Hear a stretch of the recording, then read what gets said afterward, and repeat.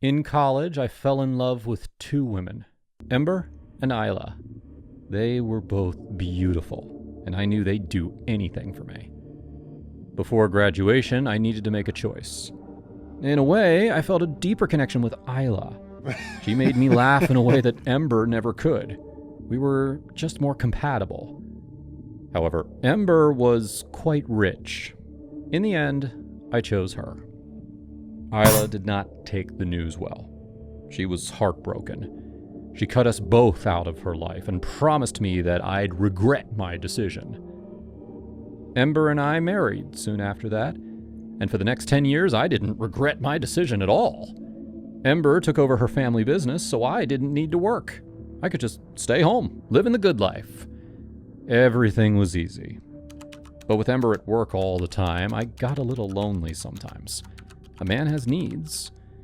So, about a year ago, I started fooling around with my next-door neighbor, Helen. She came over a couple times a week, always in the middle of the day when Ember was working.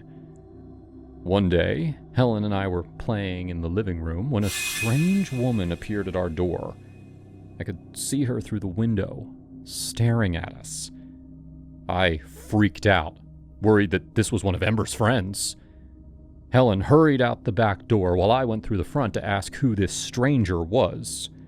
She was a horrid woman, grossly overweight and very dirty. She looked like she could have been beautiful if she hadn't completely let herself go. "You're cheating on Ember?" She knew my wife's name. Panicked, I started making excuses for myself, telling her that she misinterpreted what she saw. She interrupted me, a look of disgust on her pimply face. "You don't remember me, do you?" I didn't. I would have remembered meeting such a gross person. She refused to introduce herself, forcing me to take a long look at her and figure it out myself. As I stared into her eyes, I was filled with shock. This was Isla. She used to be so youthful looking, so beautiful. "Isla? What happened to you?" That was definitely not the right thing to say. She shoved me backwards and barged inside. Then she flopped her fat body onto the couch and waited for me to join her. I did. "I'm not a hot, young thing anymore, Rowan. After you broke my heart, I could barely take care of myself. You made me into this." She waited for me to speak, but I didn't know what to say. I felt sorry for what she'd become, but I didn't feel guilty about it. People get dumped all the time. That doesn't mean they lose all sense of hygiene. When I didn't say anything, she started screaming. She said that I never should have married Ember. Worse, she said that she was going to tell her about my affair so that I'd lose her, too. That thought terrified me. I couldn't let this woman ruin my perfect marriage.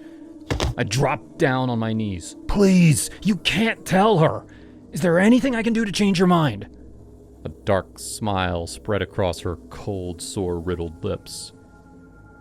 "The only way to stop me from telling Ember about your affair is if your affair is with me. Since you're already down there, why don't you put that pretty little mouth to use?" She wanted me to... Oh, no. I was disgusted.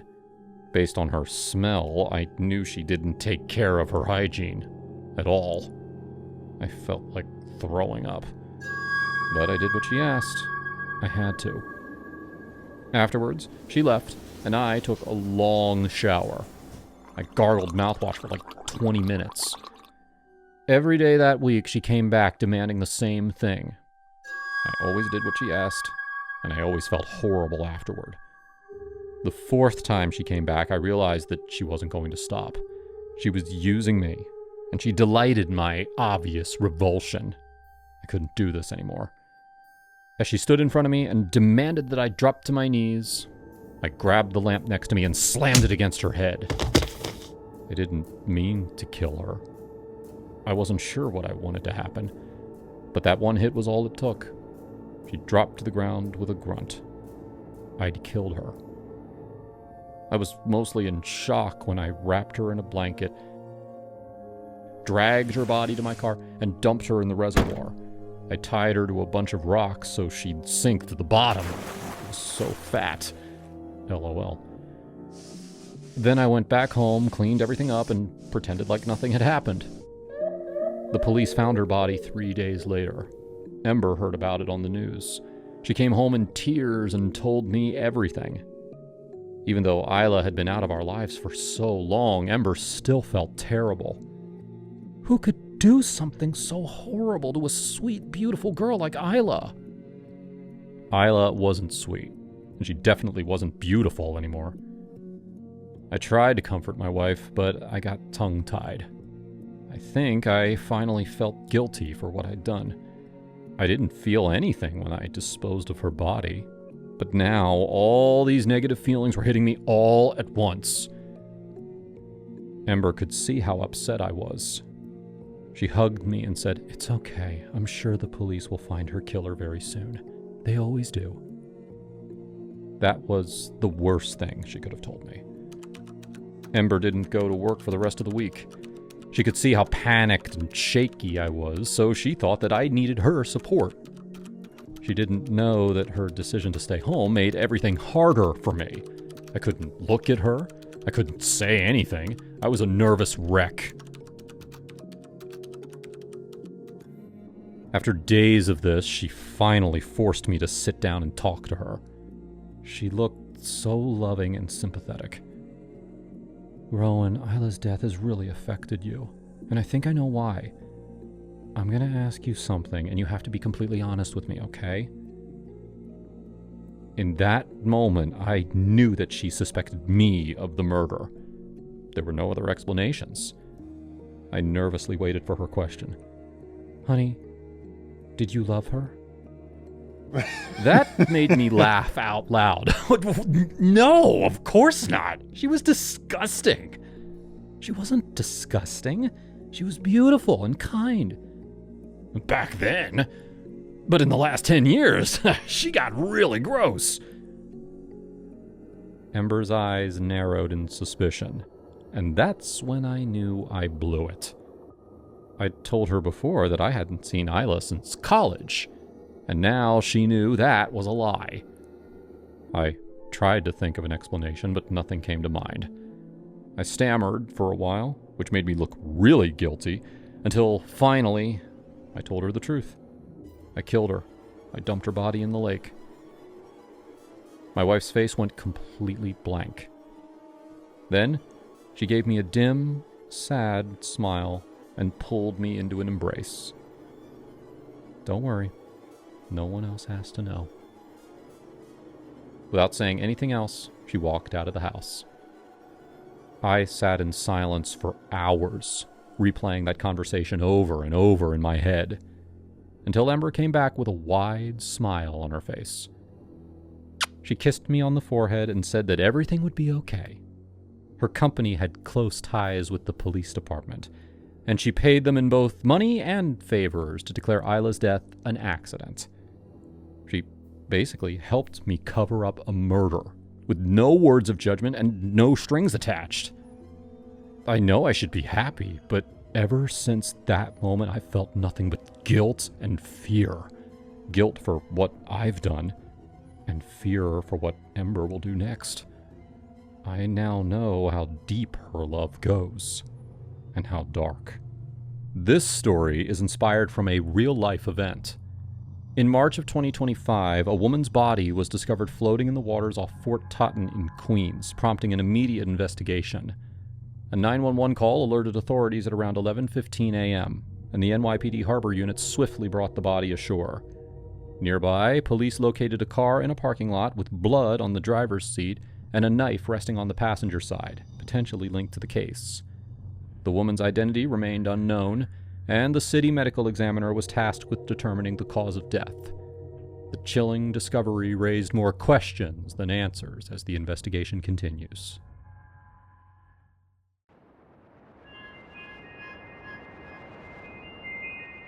Wendy was my high school girlfriend.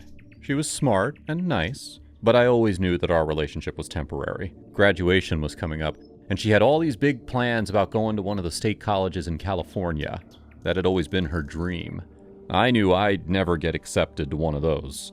I was just going to stay in Arizona and probably take classes at the community college. I didn't want to hold her back, so I figured that we'd go our separate ways. I even told her that. She understood. She knew that her dreams were more important than our relationship. To make her happy, though, I applied to all the same colleges she did, just in case. One day, I got home from school to find a stack of mail waiting for me. They were acceptance letters. I'd gotten into all 3 of Wendy's top schools. I couldn't believe it. I literally danced around the house in celebration before I called her to deliver the good news. When she answered the phone, I could tell she was crying. I got rejected everywhere. She was so upset that I couldn't tell her my good news. Instead, I stashed my acceptance letters in a drawer and asked if she wanted to come over and talk about it. When she showed up, she was an absolute wreck. Blotchy eyes, mascara down her face. She didn't even wipe the snot off her nose. I comforted her, like a good boyfriend, and told her that she'd be okay. She explained that she was so confident that she'd get accepted that she hadn't applied anywhere else. She thought her life was ruined. It took a while for me to calm her down. And when she finally did, she got this sad smile on her face. At least now we'll still be together. I couldn't hide my news anymore. I told her that I'd gotten accepted to all her dream colleges. I didn't know which one I was going to pick, but I was definitely going to go. Probably UCLA. That one had the best journalism program. She didn't say anything. Her face went completely blank. She stood up, wiped her eyes, and walked out of my house as if I wasn't there. She needed time to process her feelings, I guess. My parents came home a bit later, and I told them the good news. Dad happily agreed to pay for whatever wasn't covered by my scholarship. We had a celebration dinner and everything. I felt so freaking proud of myself. And for the rest of the evening, I didn't think about Wendy. Late that night, after I'd already gone to sleep, Wendy called me. Hello? You can't go! We argued for a while, and I reminded her that if the tables had been turned, I would have supported her move to California.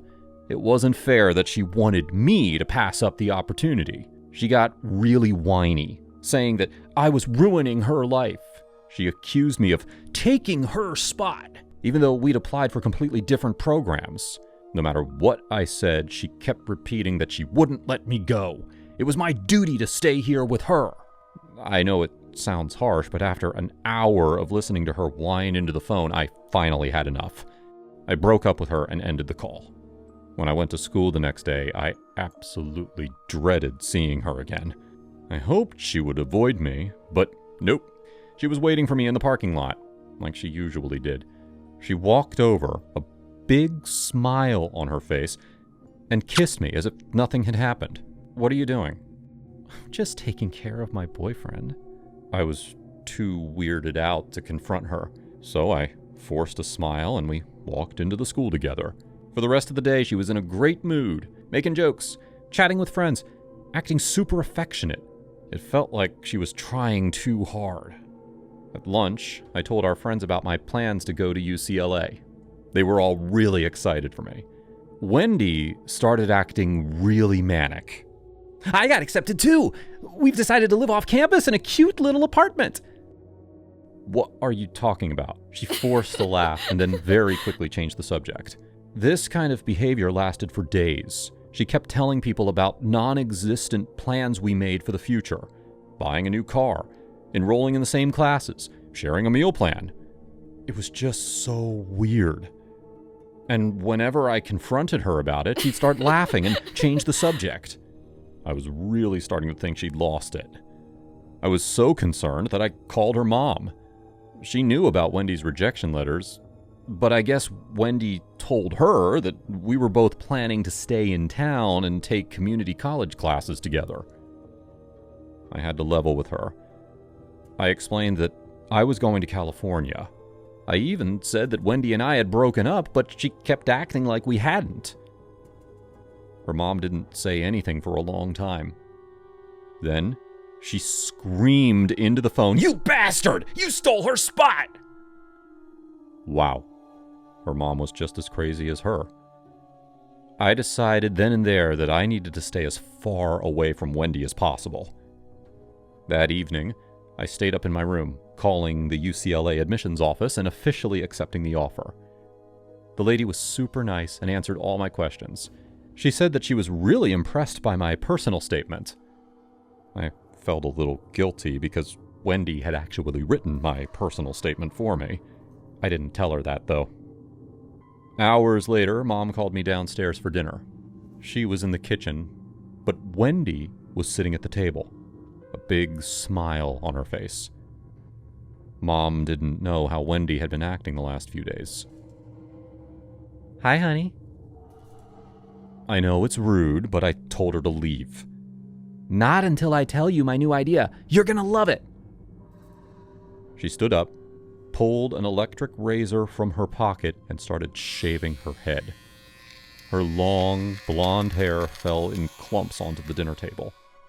"Since you never wanted to go to UCLA and they accepted you by mistake, then I'm going to take your spot. Don't you see? I'll pretend to be you. They'll never know." That's when my mom walked in with a platter of food. She dropped it onto the floor completely in shock. Wendy turned to her with crazy eyes. "Hi, Mom!" I literally had to pull her out of the house. She didn't show up to school after that. No one knew what happened to her. Her mom won't answer my questions. I'm just worried that when I arrive on campus in a couple months that I'll see her there pretending to be me. This story is loosely inspired from a real-life experience of one of our Broccoli Fam subscribers. This is what he said. "Back in high school, I dated a girl for a few months. When I got into my dream college, the one I'd wanted since I was a kid, I was thrilled and went to share the news with her. A couple of weeks later, she told me that she'd been rejected from every college except the local community one, despite taking AP and language classes. Then, she said we should move to Florida to live with her grandma and apply to schools there.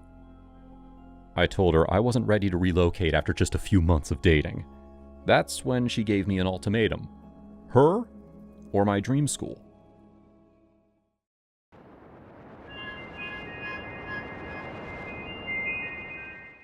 I've worked hard my whole life. I excelled at school, participated in a bunch of clubs, and did all the cooking and cleaning at home. My parents died when I was really young, so my older brothers, Henry and Andrew, had to sacrifice a lot to keep our family afloat. Neither of them finished high school because they needed jobs to support us. Because of their help and my hard work, I was able to attend a prestigious university on a scholarship. I couldn't afford living in the dorms though, so I had to stay with my brothers and commute every day. I was doing well with my classes, but I had trouble making friends. Most of my classmates were from ultra-rich families. They took one look at me in my thrift store clothes and knew that I wasn't one of them. I thought that I'd escaped all that judgmental bullying once I'd graduated from high school, but it was so much worse in college. I felt like a pariah. I didn't tell any of this to my brothers, though. They both worked so hard as construction workers, so I felt awkward unloading my minor problems on them. They could tell I was upset, though, especially Henry. He knew me better than anyone. One day, I came home from classes to find both my brothers waiting for me at the dinner table. "Gia, you have to tell us what's bothering you." So I did. I unloaded everything on them. How everyone knew I was poor. How people avoided me and laughed behind my back. How I felt like a freak. I guess I was crying because Henry stood up and hugged me. Then he went back to Andrew. They whispered something to each other, but when I asked them what they were talking about, they refused to answer. All Henry said was, "Things will get better, we promise. Just hang in there." It was a weird conversation, but I didn't really think about it afterward. A week later, I came home from school to find Henry and Andrew excitedly waiting for me in the living room. They had a pile of clothes on the couch. "What are these?" "Presents for you. We got a huge discount." My brothers were friends with a bunch of delivery guys, so it wasn't unusual for them to bring home stuff that had fallen off the back of a truck, so to speak. However, they had never brought home such a huge amount of stuff at one time. They had dozens of outfits, all in my size, and each one looked new and expensive. I wrapped them both in a big hug and thanked them over and over. This was exactly what I needed to fit in at school. My classmates would finally stop treating me like a homeless person. I rushed up to my room to try on each outfit. Miraculously, every single one fit me perfectly. When I went back downstairs to show them my favorite outfit, they were gone. Well, probably they had to get back to work. Alone in the house, I spent the next few hours studying. I had the news playing in the background just to help me concentrate. I wasn't really paying attention to the TV until a news report came on about a robbery. 2 large men in ski masks robbed a high-end fashion store and made off with thousands of dollars of clothes. I looked up at the screen, my heart racing. They played security camera footage of the robbery. The 2 men were each armed with tasers, threatening the workers and acting really intimidating. Even though I couldn't see their faces, I knew it was Henry and Andrew. I watched in horror as my brothers threatened the poor shop assistants. When one man tried to stop them, Andrew tased him. The man fell to the floor, flopping around and whimpering. The robbers tased 3 employees during the robbery, including one man who suffered a heart attack. Police are requesting any information to help identify these men. I couldn't breathe. I was having a panic attack. My brothers had robbed that store because of me. And now someone was in a life and death situation. What was I going to do? I couldn't turn them in, but I couldn't stay silent about this. If they got away with it, then I'd feel guilty for the rest of my life. It took me a long time to catch my breath. After that, I couldn't concentrate on my textbook. I couldn't do anything besides sit there and wait for my brothers to come home. They didn't. I tried calling both their phones. They didn't answer. I was a nervous wreck. I didn't know if they were hiding out, if they had already been arrested, or if they'd simply run away. Then, hours later, they came back. They were both very drunk. You're still awake? I thought you'd be asleep by now. How do you like the clothes? Did you see the news? We were at a bar, just hanging out. Why? What news? So I told them that I knew what they did, and I told them that one of the workers was critical because of them. Andrew didn't say anything. He just kept his head down. But Henry absolutely freaked out. He hadn't realized that the man had died. He started babbling. I couldn't understand what he was saying. Then he turned to Andrew and focused all his panic and anger on him. It's your fault. The tasers were your idea. You're the one who zapped him. You're the real monster. Henry dove at Andrew. I'd seen my brothers horse around before, but I'd never seen them actually fight. It was brutal. Henry pinned Andrew to the ground and punched him in the face. Andrew struggled to free himself, but he couldn't. So he pulled the taser out of his pocket and zapped Henry. Henry spazzed out and fell to the side, his head striking the edge of the coffee table. When he flopped onto the ground, he stopped moving. The shock of that moment sobered Andrew up. He crawled to our brother and shook his shoulders, but it was useless. Henry had a bloody gash on the side of his head, and his eyes were rolled back. Andrew's face was horrifyingly blank as he stood up, walked over our brother's dead body, and disappeared out the front door without saying a word. I checked to make sure Henry was dead. He was. Then I called 911 and tried to explain what happened. I was sobbing so hard that I don't think they understood me. But they sent someone anyway. 10 minutes later, the paramedics took Henry's body away, and an officer asked me for my statement. I told her everything as best as I could. It all happened so fast. Before I knew it, Henry's body was gone. The paramedics were gone. The policewoman was gone too, taking all my new clothes with her. This all happened a month ago. The police are still looking for Andrew. I promised to call them if he tried to contact me, but he hasn't. I also dropped out of school. My heart's not in it anymore. Besides, without my brothers, I need to work full-time to survive. This story is loosely inspired from a real-world event. On March 6, 2025, a bold daylight theft rattled Midtown Manhattan. Around 1:15 p.m., two shoplifters entered Bloomingdale's on 3rd Avenue and 59th Street, swiping over $6,500 worth of clothing. When store employees attempted to intervene, one suspect brandished a sparking taser, threatening to shock anyone who tried to stop them. The duo, both wearing hooded jackets and sunglasses, fled the scene with their stolen goods. No injuries were reported, but the act left employees shaken. Police later released surveillance images of the suspects and appealed to the public for help in identifying the two men behind the brazen theft.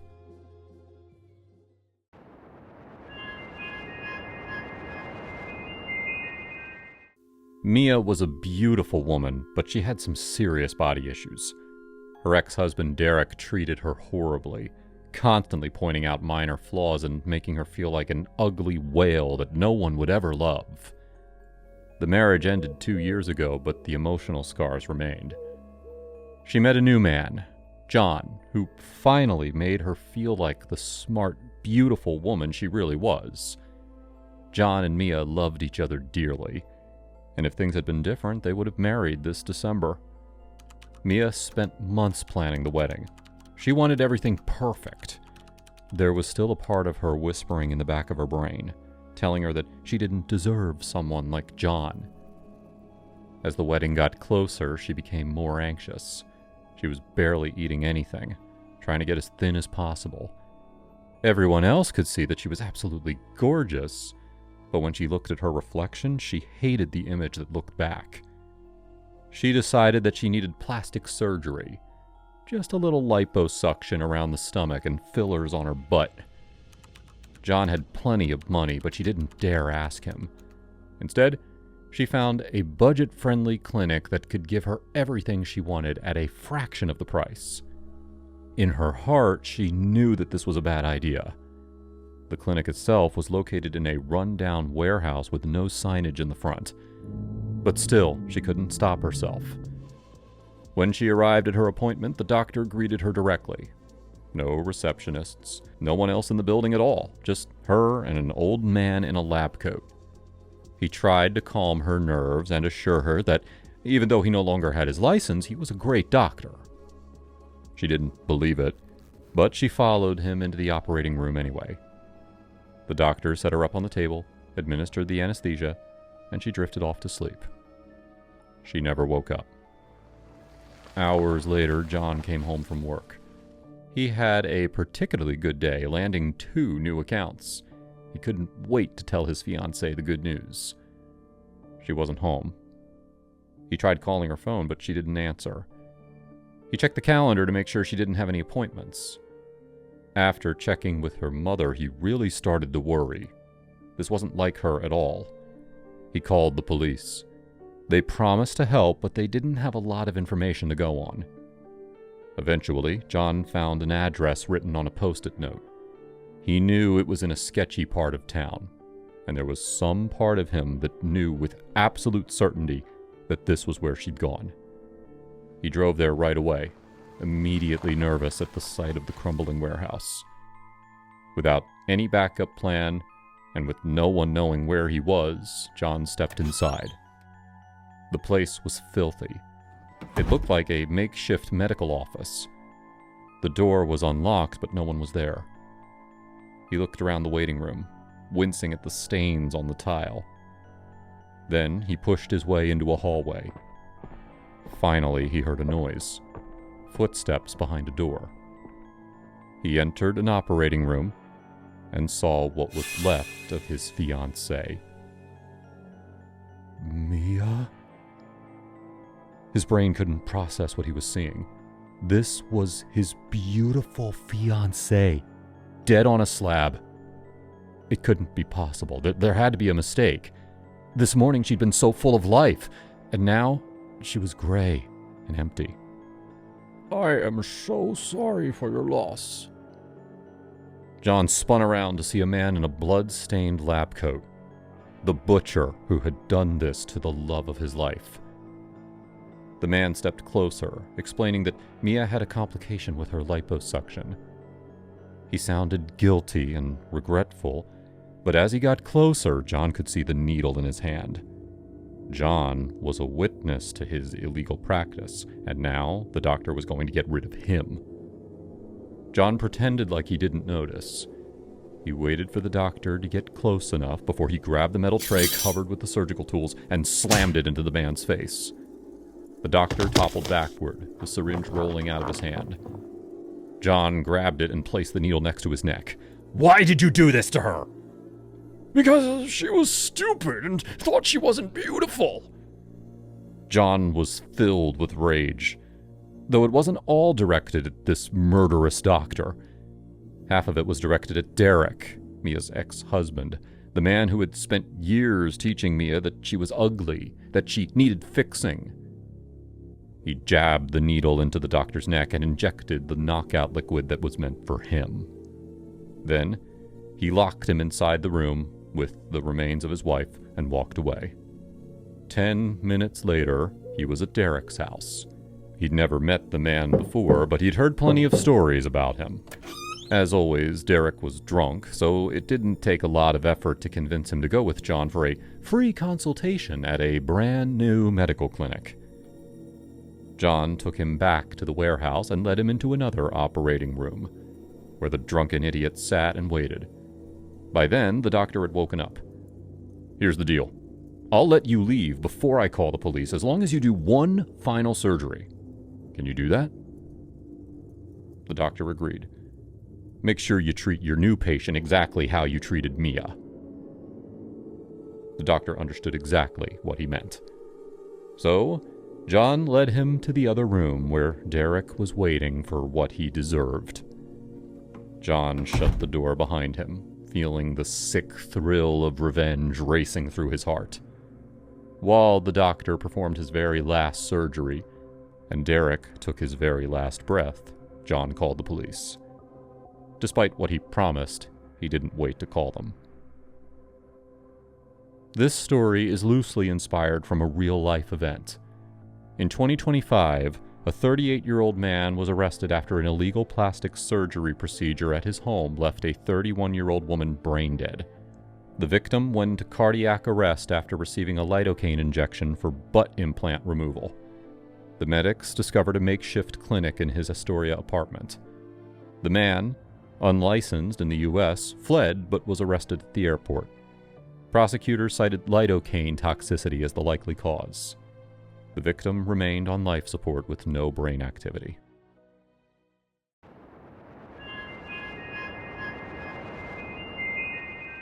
My grandma is 92, and she refuses to go to a retirement home. Last year, my brother Andy and I decided to move in with her to make sure she didn't hurt herself. It was a difficult situation for both of us, but we loved our grandma very much. We weren't allowed to change much about her house when we moved in, but I made sure to upgrade her TV so that we could watch Netflix. I had a pretty busy job, so I didn't have time to watch a lot of movies. But Andy was home a lot more than I was, and I knew that he had his favorite shows that he always binged. One night, I came home from work while Andy was out with some friends. I checked in on Grandma, who was asleep in her room as usual, and decided to check out Netflix. I was scrolling through the movies when I noticed something weird. There were dozens of half-finished documentaries in the continue watching queue. I knew that Andy usually preferred stupid comedies, and I'd literally never seen him watch a documentary before. I started going through the titles and realized that every documentary was about people murdering their family members. It was the kind of true crime stuff that I'd never really seen before. One was about a wife poisoning her husband. Another was about a daughter murdering her parents and then hiding the bodies. But most of them were about children and grandchildren killing off their elderly relatives so they could get their inheritance. At first, I didn't think much of it. I know that when people are binging TV shows, they sometimes go down these weird rabbit holes and end up watching things that you wouldn't expect them to watch. But the more I thought about it, the more unnerved I got. This didn't feel like innocent binge watching. It felt like research. The only explanation I could think of was that Andy was planning on murdering our grandma. We both knew that we were the only beneficiaries in her will. Grandma had a lot of money saved up, and once she died, we'd inherit the house along with millions of dollars. I never would have thought that Andy would be sick enough to hurt someone like our grandma. But just in case, I decided to keep an eye on him. For the next few weeks, I spent more time at home. I started noticing little things like how Andy always made Grandma's meals and organized her medication. While I offered to help, he refused. He really seemed like he was hiding something. I never said anything to him or Grandma, but I noticed Grandma would always glance at him suspiciously whenever he gave her the nightly pills. I also saw that he was watching more of those true crime documentaries on Netflix, though he never watched them when I was in the room. I just saw them pop up in the watch again and continue watching cues. I really should have said something, but I was honestly getting a little scared. One night, I came home early from work and decided to talk to Grandma. I kept things pretty vague, but I asked her how she was feeling and if something was bothering her. She told me that she could barely get out of bed and that she always felt worse after she took her medications. That's when I knew Andy was slowly poisoning her like in those documentaries. I kissed her on the forehead and told her that everything would be okay. About an hour later, Andy got home and walked straight into the kitchen. He didn't realize that I was there. I watched him as he fixed Grandma her tea and organized her pills. When he was finished, I told him that I could take everything up to Grandma's room. He refused, so I made up an excuse about having car problems and asked him to go check it out in the garage. I knew that would keep him distracted long enough. He hurried outside, which gave me enough time to dump out her tea and make a new cup myself.